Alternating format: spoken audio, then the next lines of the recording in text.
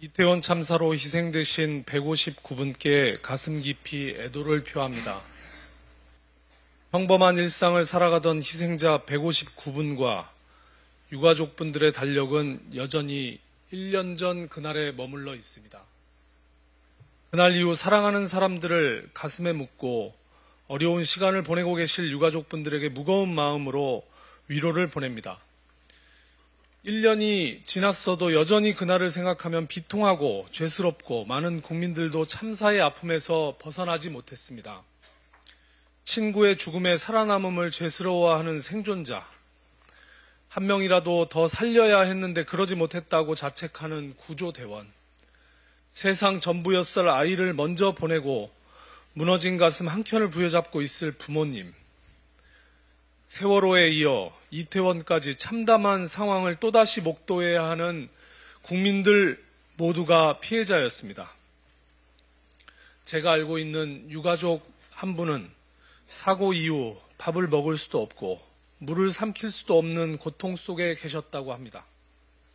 그런데 전주 세월호 천막 옆에 이태원 분향소를 만들고 분향소에서 같은 처지의 가족들을 만나고 함께 싸우면서 비로소 웃을 수 있게 되었다고 하셨습니다. 음악을 들을 수 있게 되었고 이 사회의 진실을 알게 되었다고 하셨습니다. 참사가 발생하고 다시 한번 유가족들이 거리로 나오는 일이 없기를 간절하게 기도했습니다. 하지만 지난 12달 피해자와 유가족들은 비통한 가슴을 아는 채 당신들이 직접 진상을 밝히기 위해 싸워야만 했습니다. 또한 국민의 생명과 안전을 책임져야 할 정부가 진상규명을 외면했고 사과와 위로 대신 방해와 왜곡하는 것을 목격한 12달이기도 했습니다. 심지어 국가의 무능으로 발생한 참사가 1년이 되는 날에도 정부는 끝내 유가족과 추모하는 국민들의 마음을 외면했습니다. 이제 대한민국 21대 국회는 참사에 대한 책임을 더 미뤄서는 안 됩니다. 외면한 윤석열 정부 대신 미안함과 고통을 느끼는 국민들과 함께 국회가 나서서 유가족들의 치유와 회복에 나서야 합니다. 우리는 그날을 더 또렷하게 기억하고 근본 문제를 찾아 다시는 안타까운 죽음이 발생하는 일이 없도록 법과 제도를 마련해야 합니다. 국민의힘이 강서구청장 선거 이후 혁신하겠다고 합니다. 이념이 아닌 민생을 중심으로 국민들에게 다가가겠다고 합니다.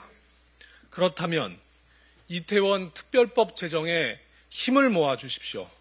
국민의힘의 혁신은 멀리 있는 것이 아니라 바로 지금 여기에서 시작해 주십시오.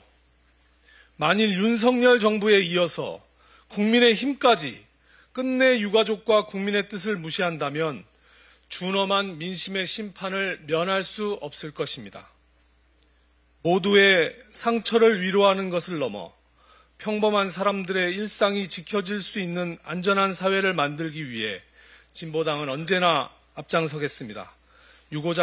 유가족분들 곁에 언제나 함께하겠습니다. 다시 한번 희생자분들의 명복을 빕니다. 고맙습니다.